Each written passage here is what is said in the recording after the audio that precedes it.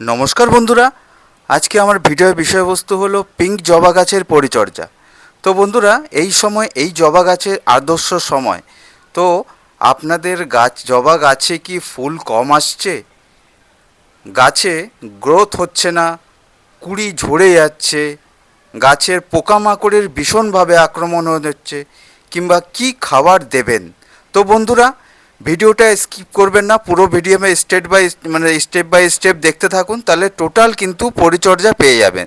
তো বন্ধুরা, এই যদি গাছ আপনাদের এই পিঙ্ক জবা গাছ যদি আপনাদের বাগানে যদি থাকে, তাহলে অবশ্যই এই সময় বড় যদি গাছ থাকে 1 বছরের বেশি, তাহলে রিপোর্টিং করে নিতে হবে, কিংবা ছোট যদি থাকে সফট ট্রেনিং করে নিতে হবে। তা আমি হালকা করে সফট ট্রেনিং করে নিয়েছি। তো করে নেওয়ার পর আমার গাছ থেকে কুঁড়িগুলো ঝরে যাচ্ছে। তো টোটাল যে পরিচর্যা আমি দেখাবো, আপনারা স্টেপ বাই স্টেপ করতে থাকলে কিন্তু আপনারা দুর্দান্ত রেজাল্ট পাবেন। আর যে তরলটা আমি লাস্টে দেখাবো, তো শেষ অবধি দেখতে থাকুন বন্ধুরা, টোটাল পরিচর্যা কিন্তু আমার কাছ থেকে পেয়ে যাবেন। তো আমার গাছটি আছে 10 ইঞ্চি টবের মধ্যে, সেই অনুযায়ী আমি কিন্তু দেখাবো এখন এই জবা গাছের আদর্শ সময়। তো বন্ধুরা, গড়াই গার্ডেনের পক্ষ থেকে নতুন একটা ভিডিও নিয়ে চলে এলাম। আর আপনারা কেমন আছেন? নিশ্চয়ই খুব ভালো আছেন, আপনাদের বাগানের গাছগুলো নিশ্চয়ই খুব খুব ভালো আছে। তো বন্ধুরা, তার জন্য আমাদের কিছু পরিচর্যা করতে হবে, কিছু সঠিক স্টেপ পালন করতে হবে, তাহলেই কিন্তু আমাদের ফুলটা খুব ভালো পরিমাণে পাবো। তো গাছটা দেখতে পাচ্ছেন কীরকম কুড়িতে পুরো গাছ কিন্তু পুরো ভরে গেছে, আর তার মধ্যে কিছু কুড়ি কিন্তু ঝরেও যাচ্ছে। তার কারণ এখন ঠান্ডা ওয়েদার থেকে গরম ওয়েদারে আস্তে আস্তে পড়তে শুরু হয়ে গেছে। তখন এখন এই কুড়ি কিছু ঝরে যাবে, ভয়ের কিছু কারণ নেই। তার মধ্যেও কিছু আমাদের পরিচর্যা করতে হবে, তাতেই কিন্তু আমাদের গাছটা দুর্দান্ত আমাদের বাগানে আমাদের রেজাল্ট দেবে। তো বন্ধুরা, আমাদের গাছের এখন পোকামাকড়ের ভীষণ উৎপাত হয়, আর গাছের যে কুড়ি ঝরে যাচ্ছে, তো বন্ধুরা অবশ্যই অ্যাপসম সল্ট কিংবা ম্যাগনেসিয়াম সালফেট অবশ্যই মাসে 2বার স্প্রে করবেন। গোড়াতেও দিতে পারেন, পাতাতেও দিতে পারেন, সকালে কিংবা বিকেলে, তাহলেই কিন্তু গাছ আপনাদের দুর্দান্ত রেজাল্ট দেবে। আর যে তরলটা আজকে দেখাবো, সেই তরলটা দিলে কিন্তু টোটাল এই কুড়ি ঝরা রোগ একদম বন্ধ হয়ে যাবে, আর গাছ থেকে কিন্তু কচি কচি পাতা বেরোতে শুরু হয়ে যাবে। তো আমার এই টবটায় আমি তার জন্য মাটি খুঁচিয়ে নেবো। আর আমি কি করব, গাছের গোড়াটা এই সময় একটু একদম পরিষ্কার রাখবেন, না তো কি পোকামাকড় হয়ে গাছটা কিন্তু আমাদের গাছটা পোকা আক্রান্ত হবে। তার জন্য আমি আজকে কি খাবার দেব?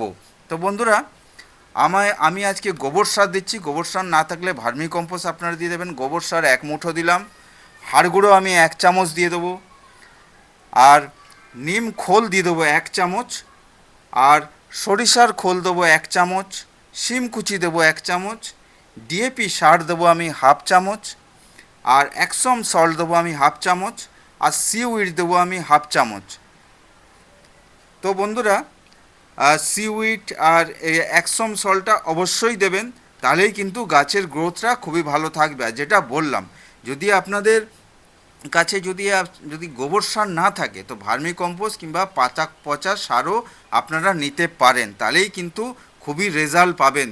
তবে 10 দিন অন্তর অন্তর দিতে হবে। তবে ডিএপি সারটা 10 দিনে মাসে 1বার দিলেই হবে। আর যে অ্যাপসম সল্টটা, সেটা মাসে 2বার দেবেন। এটা গড়ায় দিচ্ছি, এরপরে কিন্তু পাতায় স্প্রে করবেন, তাহলেই কিন্তু দুর্দান্ত রেজাল্ট পাবেন। আর সিউইডটা কেন দিলাম, তার কারণ আমাদের গাছের যে গ্রোথ, সেটা কিন্তু খুবই ভালো হবে। তো বন্ধুরা, আমি তার জন্য খুশি কিছুটা মাটি তুলে নিয়েছি।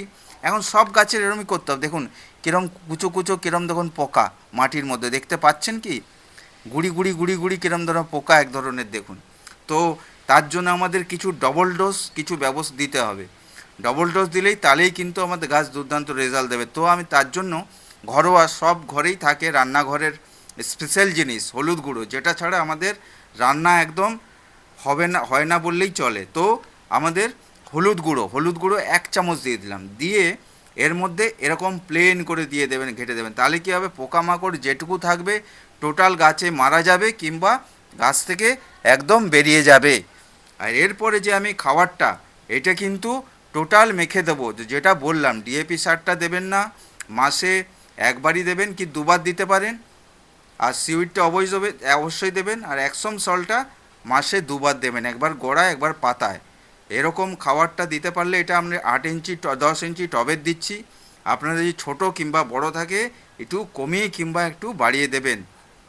আর নিম খোলও আমি দিয়েছি, নিম খোলটাও আপনারা দেবেন, তাহলেই ডবল ডোজ। ওপর থেকেও নিচ থেকে পোকাগুলোকে নাশ করছে। নিম খোলও কিন্তু 1 চামচের মধ্যে, ঠিক আছে। তো আমি খাবারগুলো এরমভাবে দিয়ে দিলাম। এইবারে আমরা যেটা দিতে হবে, আমাদের এরপরে যে পুরনো মাটিটা সেটা আবার এর উপরে দিয়ে দিতে হবে। আর অবশ্যই এই তরল, যে তরলটা আমি দেখাবো, এই তরলটা আপনারা ঠিক মাটি দেওয়ার পরে, মাটি শুকিয়ে যাওয়া তারপরেই কিন্তু দ্বিতীয়বার জল দেবেন। আর এই রকমভাবে 10 দিন অন্তর অন্তর খাবার দিতে পারলে মাসে 3বার, তাহলেই কিন্তু গাছের গ্রোথ খুবই ভালো পাবেন। আর অনুখাদ্য আপনারা কি দেবেন? অনুখাদ্যরা এখন 19-19-19 কিংবা 20-20-20 কিংবা 00-50, ছোটো গাছ থাকলে 12-61-0, 1 ml 1 লিটার জলে সকাল কিংবা বিকেলে 10 দিন বাদ বাদ স্প্রে করবেন। তো অবশ্যই গাছের গোড়া এরমভাবে পরিষ্কার রাখবেন, তাহলেই কিন্তু গাছের দুর্দান্ত রেজাল্ট আপনাদের গাছ আপনাদের দেবে।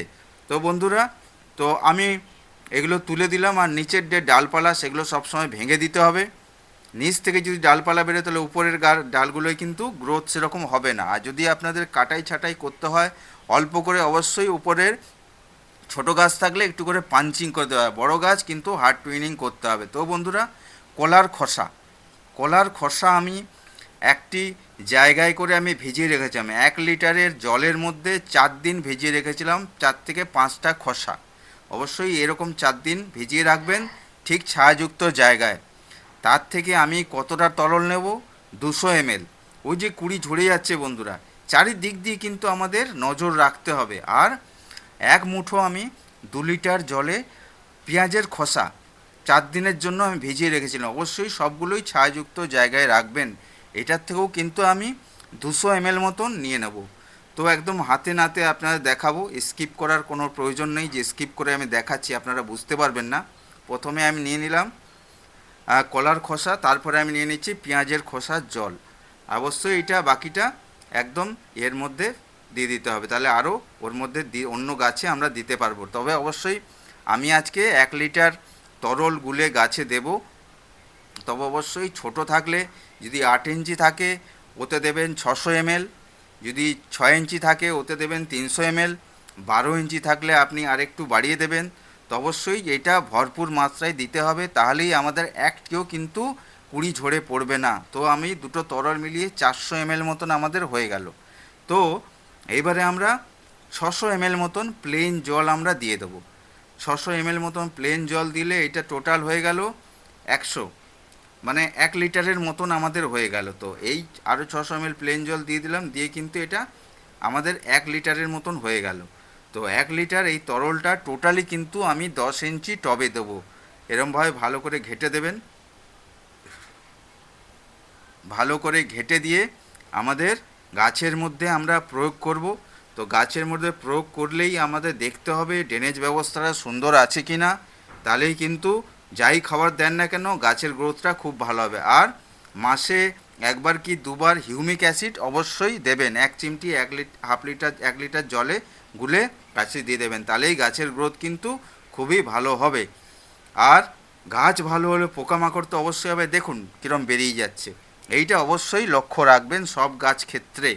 আর আমাদের এই জবা গাছে, তো এটা অনেকে স্থলপদ্মও বলে, তো এটা অবশ্যই হিবিস্কাস রোজা সেন্সিয়াম। তো আমাদের এই গাছটা, তার জন্য পোকামাকড়ের জন্য আমাদের সেরকম জিনিস আমাদের স্প্রে করতে হবে।